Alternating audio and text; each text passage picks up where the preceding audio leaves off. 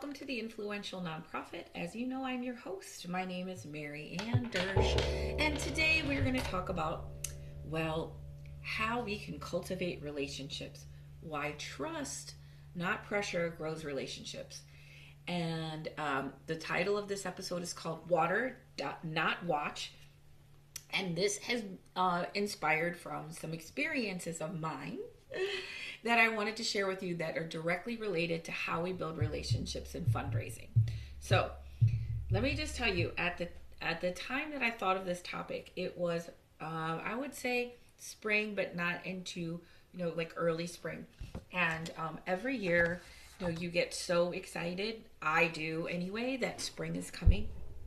I get so excited to see the plants grow, and then the mulch guy comes. I clean out the beds, and the mulch guy comes, and we clean up the backyard. My son and I work in our yard every year, power washing and prepping everything. And I have this beautiful, like, fresh canvas, ready for color, ready for flowers. But it wasn't time for flowers yet. And I'm so impatient because I have been preparing so hard for this.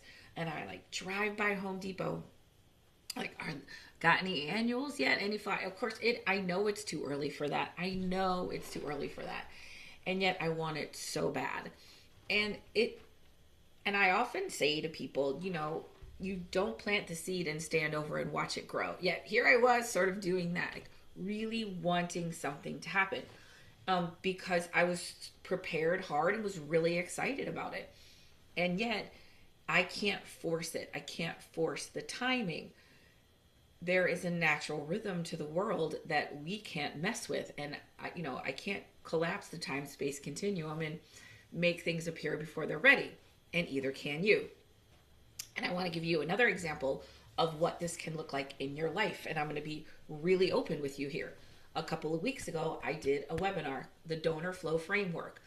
The Donor Flow Framework, it is so exciting for me because it's literally coming together decades of work into this really simple model. And as you know, really simple, powerful things take a long time to develop. And I took the things I was teaching in my course and this donor flow that I use in marketing, and I put these things together, and it just came together in this really new and exciting way. I'm changing the name of my course from Uplevel Your Influence to Donor Flow Framework. I'm doing all these amazing things. I got this huge burst of energy, and I gave a really, really great webinar. I thought it was a great webinar. I worked very hard on preparing and prepping and, just, and also promoting it and confirming and all of those things. I worked really hard, and I gave a great webinar, some really good content. And it will be a podcast if it's not yet. And I will share that with you.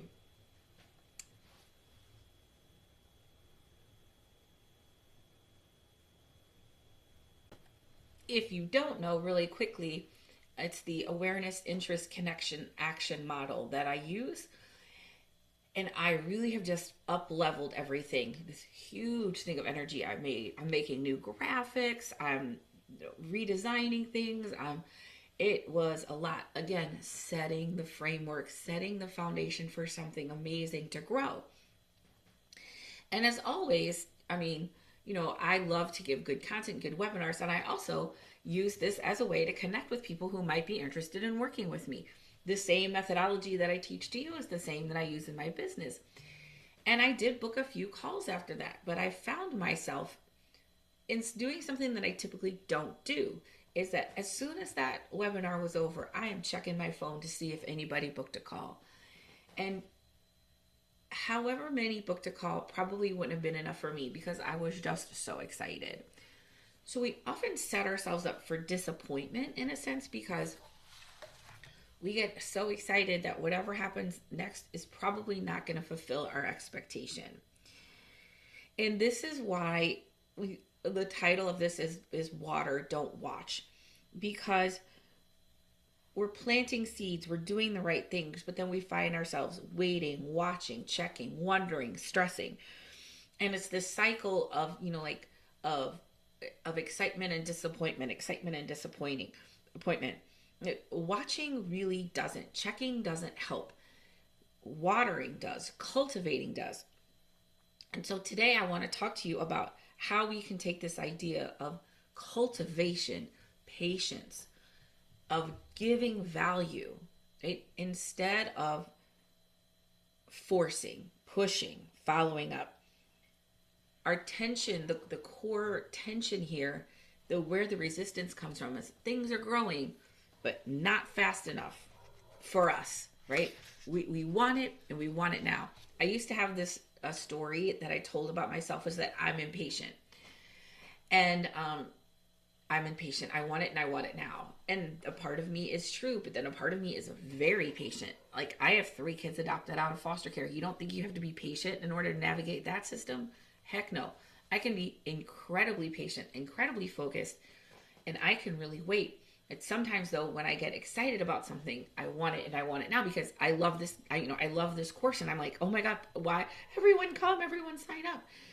And I know that now I'm creating the tension for myself because whatever it is, it's not fast enough. So I don't actually need to watch more closely. I need to water more consistently. And what watching means is anxiety, checking, overthinking, follow-ups to relieve your own anxiety, not theirs. And watering is trust, presence, consistent care.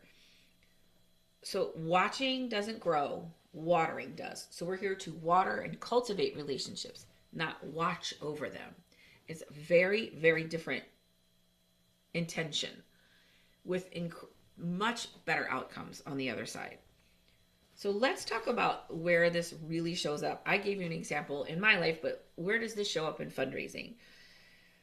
What watching could look like is checking email for responses constantly, and then allowing whatever response it is to dictate your mood. Following up too soon or too often. Interpreting silence as rejection. Right? Or, if they don't respond right away. Like, oh, what have I done? You start to fill in some stories instead of just letting people have it. And then feeling like you need a yes to feel successful. Remember, like that your success, your worth is conditional on what people say. So I was feeling that way too. I was feeling like, am I really doing a good job if people aren't responding in the way that I want? Impatience is often fear that things aren't working, fear that you're not good enough, because I just need that validation. I need somebody to say, yes, you're good enough. Yes, this is good. And in this exercise, what we're doing is holding the trust and the patience that yes, what we have is good. Yes, what we have is valuable, and people will invest in it, right? So thinking about in your life, where is this watching and not watering showing up? I know for a lot of folks, it's all these questions about follow-up, because I get questions like this from the people that I coach and train a lot. When should I follow up? How often? What should I say? What if they're not responding? What should I do? And because when you're not getting some clear communication, you're going to fill in the gaps. You're going to be making up these stories, and it can become very, very stressful for you. And now your brain has this whole drama going on that really is not in reality. So, checking for emails, following up too soon, interpreting silence as rejection. I know that's a big one when you don't hear from people. I had a client just tell me that they get sponsors for their events, but they also sometimes sponsor other nonprofit events that they're in partnership with. And that is not something they're going to be able to do this year. And so my client, who is a proactive, conscientious communicator, because Colleen, and she works with me, she reached out to those nonprofits and said, hey, we're not going to be able to do it. As much as it killed her to have to do that, and she knew she was disappointing them, and those can be hard conversations to have if you don't want to disappoint somebody. Those folks were so grateful that she said that, because they would have interpreted like her non-response. Let's say they sent out the request to be a sponsor and she did not respond because they wouldn't be able to do it. There's going to be a lot of stories on that recipient of that sponsorship's end. Maybe, probably, I would say, because they're not hearing anything back from somebody who was a trusted partner who typically did this every year. And by her reaching out and saying, hey, we're not going to be able to do it this year, but we just love you guys and appreciate you so much. And our intention is to be there for you in the future.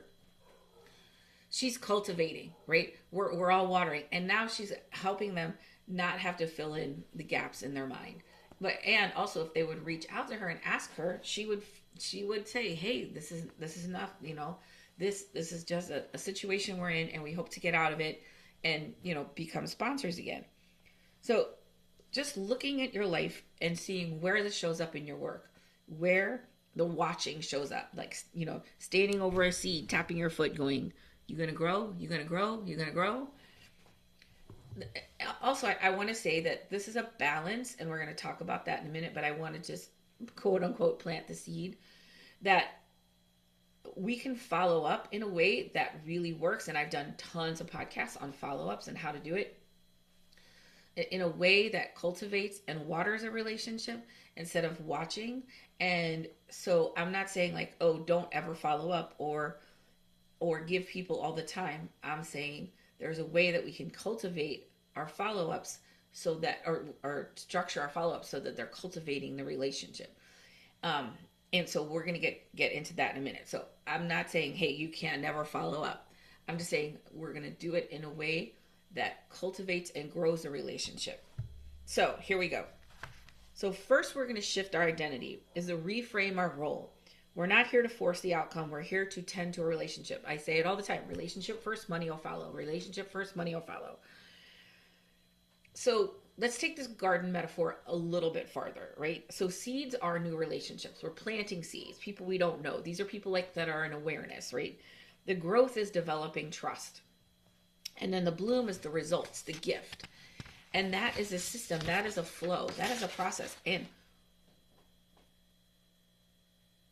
we can't make them bloom any faster than they're going to bloom, It's like some things bloom right away. I think it's bamboo that's dormant for like 6 years and then it just shoots to the sky. So results are a lagging indicator of relationships, right? They are not in the forefront. Results come after time, nourishment, and cultivation. A lot of times I will see folks, organizations, either hire a consultant or a development director, and they will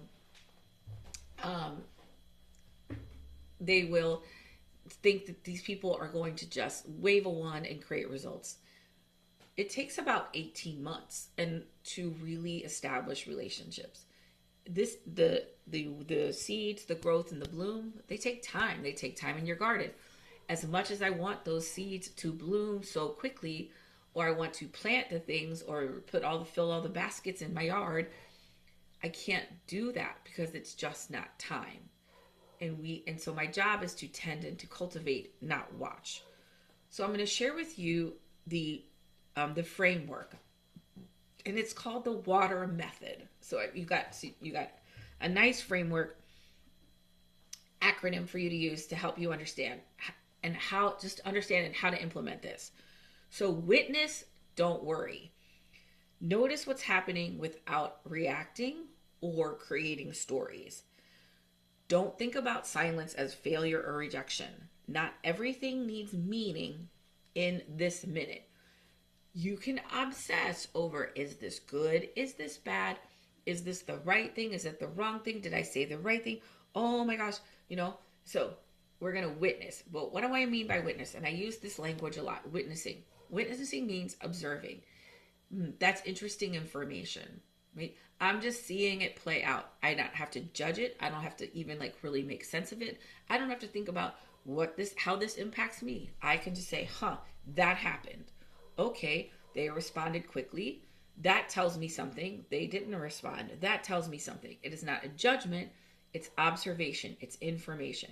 Information is not judgment. We can interpret it as judgment, right? The number on the scale, the number in the bank account. We can interpret that as judgment, but it's information. So when we are a witness to things, We don't have to worry about them. They just are. This takes practice. And the people who coach and train with me, we get really good at this. It's sort of, you have sort of a 10,000-foot view of the world. Things don't affect you as much. I'm not saying I'm a robot. I'm saying most things don't affect me the way they did in the past. This also is like in my relationships. Somebody says something or does something, and I might like get offended, start to worry. I had an anxious attachment style in the past, and I would think, oh my God, what is going on? What do they say? And I'm trying to like solve for all these scenarios that weren't really true. Now I can just witness. Isn't that interesting? I saw somebody do that. They responded like that. Isn't that interesting? I don't have to worry, and I don't have to create meaning in the moment. I can let it sit. Okay, let's do A. Add value constantly. Show up without needing something back. Small, thoughtful touches matter. Consistency builds trust more than intensity. Releasing the outcome on the things that you do. So in my life, I saw this really cool piece of art and I bought it for my friend. It was for no other reason than this art was so specific to him. I had to get it for him, and it was a beautiful gift. I didn't get it for him because I wanted something back. I wasn't nice to him because I needed something from him. I was nice to him because I love him and he's a good person. And I really wanted him to have this piece of art. Now, he did cry when he saw it. So there you go. So, when you are adding value, when you're reaching out to donors, when you're connecting with them, it's showing up without releasing the outcome. I'm just here because I know you love stories, or you love to hear about our kids, or you love to hear about this program, and this just happened and I knew you would love this, or I saw this and thought of you. Only because you love and care about that donor. You really care about that person. You don't need anything back. Consistency builds trust, right? And also, when you're adding value, if you're adding value and with the expectation that you're going to get something back immediately, that's transactional. And this is not transactional, right? I water and tend to the garden, right? And I don't expect a bloom that minute. But I just know that consistency is what is going to create results. Okay, T, trust the timing. Oh man, this is such a lesson. People move at their own pace. I took a webinar a long time ago, and the woman said some people are slow cookers, some people are Instapots, some people are slow cookers, some people are slow cookers. You can't rush readiness. Timing is part of the relationship. It's not a problem to solve. I often say, you don't get to say who or when. That's the universe's job. And they will, right? You don't get to say who or when. As much as we want to have control over timing, we do not. So we trust in the divine timing. We trust in the divine timing. I trust that the weather will get warmer, that the plants will bloom, that that the everything that I want to have happen will happen, because that is the cycle, and even though I'm impatient for it to happen, I trust that it will happen. You're going to trust people move at their own pace. Now, this is what I want to say, is that you can allow people to move at their own pace without giving up your power. So for instance, you might meet a donor and they are feeling super connected and they move to action right away. That's awesome. Love that for them. Their timing was right for them. You might meet somebody who is a contemplator. They need a little time to think. That's okay, because they're thinking about it. I want people to think about it. I want people to consider it. Or maybe they have to take it to a committee, or they want to talk to their spouse, or they need to look at a budget. No problem.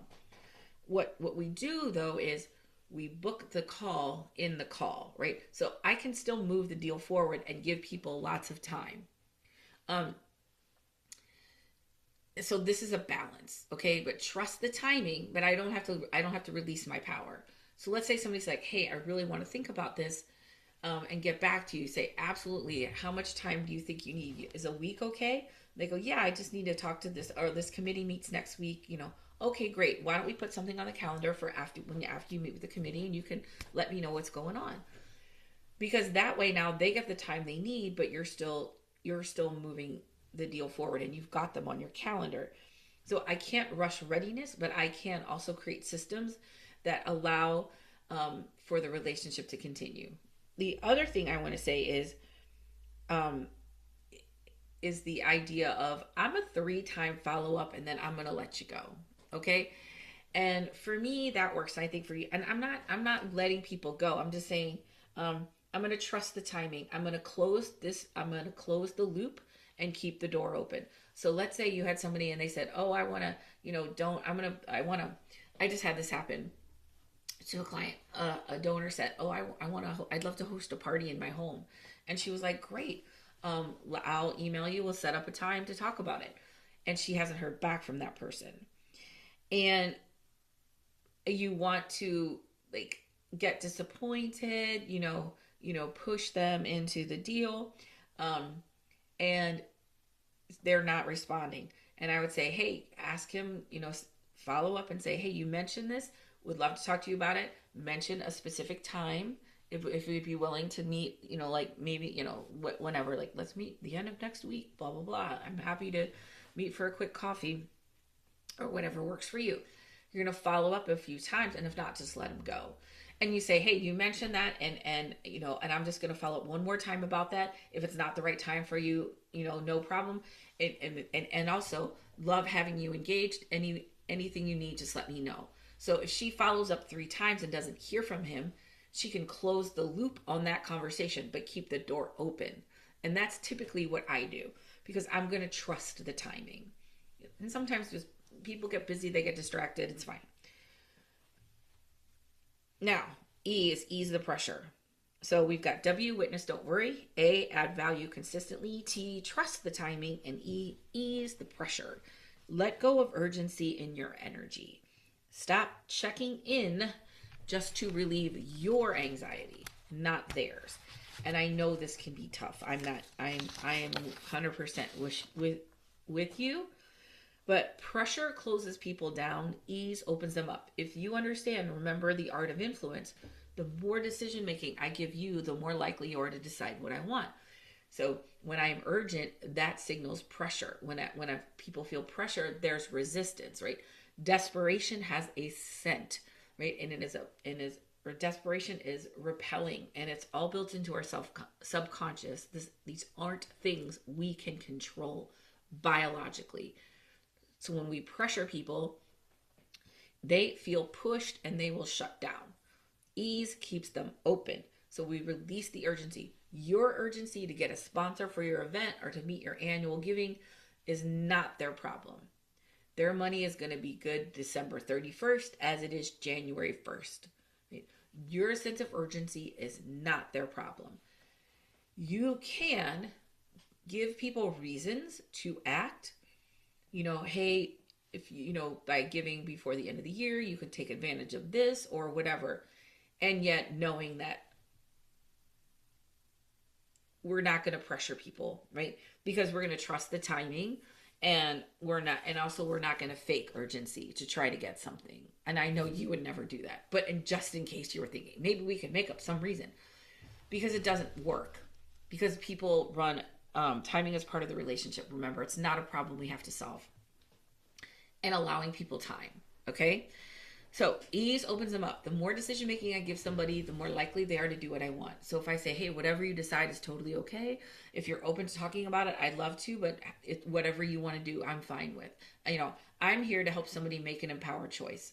You're here to help somebody make an empowered choice. And if that empowered choice is your nonprofit, that's great. If not, they made an empowered choice, and that is awesome in the end, okay? R is receive the bloom. Be open when things do unfold. Don't rush past the moment. Trust will lead to results, but sometimes we sort of downplay the results. There's a lot of reasons for this. One of them is we don't feel worthy of it. Two, we feel like maybe somebody is so generous, there's no way you could ever repay them. That transactional thinking seeping in. Receiving the bloom, celebrating the success. And I mean, really celebrating it. And you can receive a lot of blooms, like in a compliment. I watched the show Doc, and I was noticing that they give each other compliments and then they automatically dismiss the compliment almost every time. So somebody will say, like, you did really great in that surgery. And they say, oh, it was nothing, or I had a great team. Um, that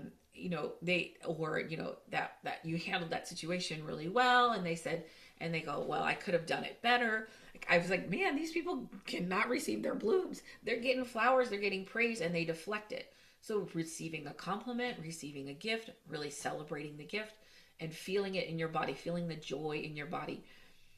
One of the things that we work on is really celebrating, because you could have a project or, finish something big, and it's like, oh, on to the next thing. Like, whoa, wait, hold on. Let's celebrate. Let's receive the bloom. Trust leads to results, and things do unfold. And one more thing I want to say about this is sometimes things unfold, but not in the way that you wanted. And if you say, like, okay, well, I'm going to plant this, and, but then something else blooms or something else happens, you're like, oh, well, I didn't really want that. I wanted this. And you maybe discount that thing. That's why sometimes goals can be really tricky, because we're not valuing the things that we receive that aren't part of a goal, right? If your job was not to get sponsorships, or or like you're looking for sponsorships, and then somebody wants to give you, some sort of planned gift, and you're like, oh, that's great, but like, I really need these sponsorships. We're not open to the bloom. We're not receiving the bloom. It, like, you're going to cultivate, and it may not come back to you exactly the way you think it's going to come back to you, but we value all of the blooms. Okay. So I invite you to, in this reflection of the water, I'm going to walk through it one more time. Witness, add value, trust the timing, ease the pressure, and receive the bloom. Implementing this framework will radically change your relationships from transactional to transformational, and move you from a place of rush and worry to cultivation and trust. So I invite you to think about, where am I watching instead of watering? Where am I trying to force a bloom? And what relationship simply needs my consistency right now? I'm going to give those to you again. Where am I watching instead of watering? Where am I trying to force a bloom? What relationship simply needs my consistency right now? Just showing up regularly. I would love for you to maybe reflect on that. It doesn't have to be donor relationships. It can be any relationships in your work or in your life. Bring it back full circle.